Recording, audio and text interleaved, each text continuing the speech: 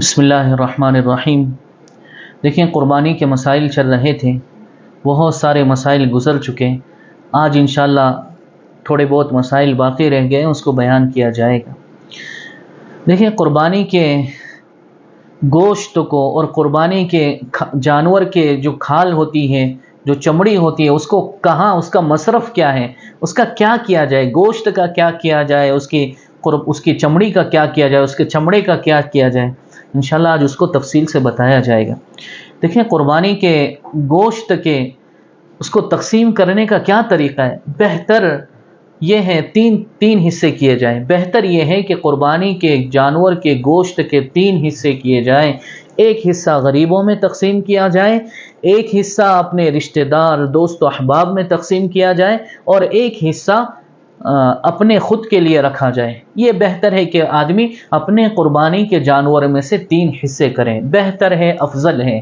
لیکن اگر کوئی پورا کا پورا جانور خود اپنے لیے رکھنا چاہتا ہو، اپنے ہی فریزر میں رکھنا چاہتا ہو، تو اس کی بھی اجازت ہے، گنجائش ہے، آدمی ایسا بھی کر سکتا ہے، اس میں کوئی حرج نہیں ہے۔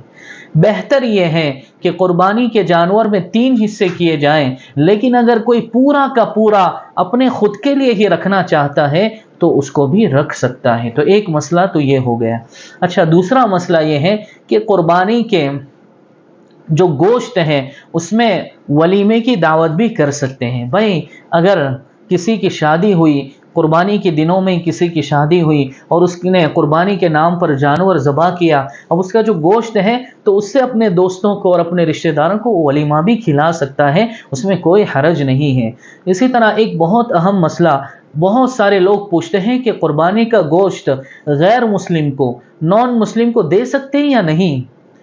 تو دیکھیں، غیر مسلم کو دینے میں بھی کوئی حرج نہیں ہے، غیر مسلم کو قربانی کا گوشت دے سکتے ہیں، اور خاص طور پر ہمارے یہاں افریقہ میں تو دینا چاہیے۔ یہ بیچارے مستحق ہوتے ہیں، ان کی مدد بھی ہو جائے گی اور اسلام سے ان کو قرب بھی حاصل ہوگا، کہ قریب بھی اسلام سے یہ ہوں گے، تو اس لیے ایسے غیر مسلموں کو تو دینا چاہیے، کوئی حرج نہیں، قربانی کا گوشت غیر مسلم کو دے سکتے ہیں۔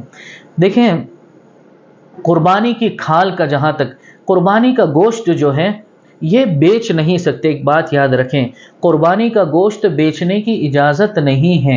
بھائی، یعنی خود کی قربانی، میں نے اگر کوئی جانور قربان کیا، اب میں اس جانور کے گوشت کو بیچوں یا اس کو پکا کر بیچوں تو یہ درست نہیں ہے، اس مسئلے کو یاد رکھیں۔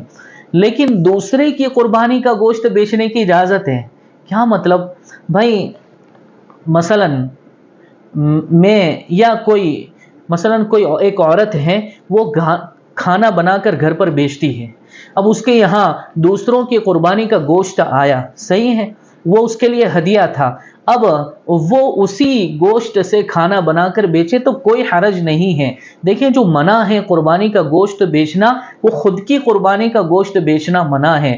لہٰذا اگر کوئی عورت ایسی ہے یا کوئی مرد ایسا ہے جو بیچتا ہے کھانا پکا کر، وہ اگر دوسرے کی قربانی کا جو اس کے یہاں ہدیے کے طور پر آیا، وہ اس کا مالک ہے، وہ جو بھی کرے، تو اگر وہ دوسرے کی قربانی کا گوشت، اس کا کھانا بنا کر بیچتا ہے یا جو بھی کرتا ہے، اس کے لیے اجازت ہے، گنجائش ہے، کوئی حرج نہیں ہے۔ دیکھیں، قربانی کے کھال، جانور کی جو کھال ہوتی ہیں، اس کو بہتر طریقہ تو یہ ہے کہ اس کو صدقہ کر دیا جائے، اس کو دے دیا جائے، غریب کو دے دیا جائے۔ قربانی کی کھال خود بھی استعمال کر سکتے ہیں۔ کیسے؟ یا تو دباغت دے کر، کیمیکل لگا کر، اس کو سکھا کر، اس کا چاہے تو مسلح بنا لیا جائے، اس کے چاہے تو کوئی سویٹر بنا لیا جائے، کوئی چادر بنا لی جائے، گنجائش ہے، خود استعمال کر سکتے ہیں۔ کب؟ جبکہ ہم یہ چیزیں بنا کر اس کو استعمال کریں۔ دیکھیں، اس کو بیچ کر اس کی قیمت استعمال کرنا درست نہیں ہے، جائز نہیں ہے۔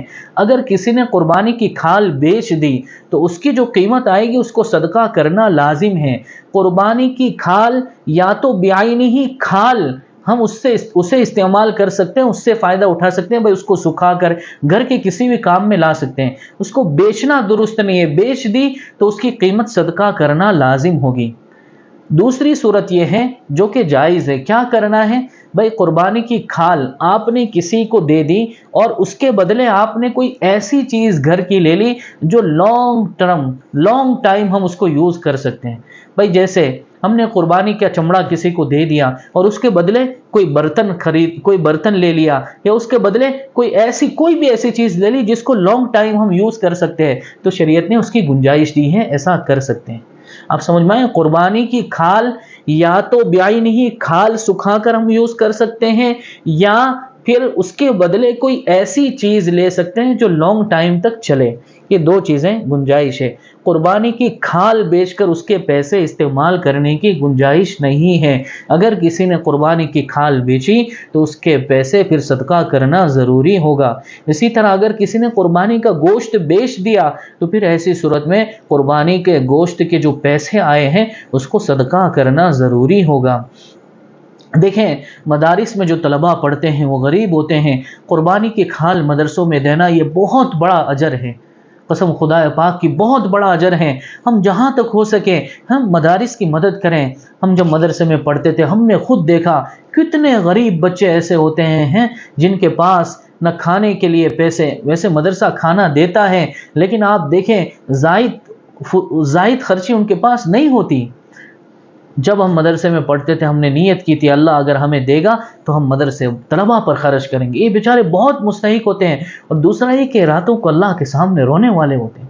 آپ ذرا تصور کریں، آپ کسی ایسے بندے پر خرچ کر رہے ہیں جو راتوں کو اللہ کے سامنے رونے والا ہو، وہ آپ کے لیے کیا کچھ دعا نہ کرے گا۔ تو ایک تو قربانی کی کھالوں کے ذریعے مدرسے کی مدد کی جائے، اور دوسرا یہ کہ اگر اللہ نے آپ کو حیثیت دی ہے، بھائی ہم اپنی زندگی میں کسی ایک بچے کو تو پڑھا کر جائے، یا تو اسے حافظ بنا دے یا اسے عالم بنا دے، جب تک وہ بچہ پڑھتا رہے گا پڑھاتا رہے گا، چاہے آپ اس دنیا سے چلے گئے، آپ اس دنیا سے آپ قبر میں میٹھی نیند سو رہے ہیں، آپ کو اس کا ثواب پہنچتا رہے گا۔ یہ بہت بڑا اجر ہے، ہم کر تو دیکھیں اگر اللہ نے دیا ہے۔ ارے انڈیا میں تو بہت سارے مدارس ہیں، یہاں بھی بہت سارے مدارس ہیں، کسی ایک بچے کی کفالت اپنے ذمے لے لیں، اگر کر سکتے ہیں کریں، اللہ تعالیٰ بہت اجر دے گا، اس میں ڈبل فائدہ ہے، ڈبل ثواب ہے۔ ایک تو مدد کہ ہم نے کسی غریب طالب علم کی مدد کی، اور دوسرا علم کی اشاعت، علم کو پھیلانے میں ہم ذریعہ بنیں گے۔